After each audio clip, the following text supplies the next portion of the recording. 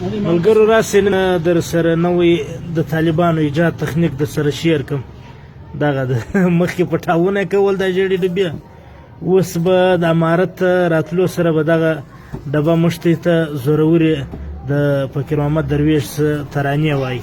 موږ ژیړې ډبو سره وخت کې کار اخته یو، که کفار یې که نه یې، دا ژړه ډبه زموږ لپاره ډېره قیمتي شول.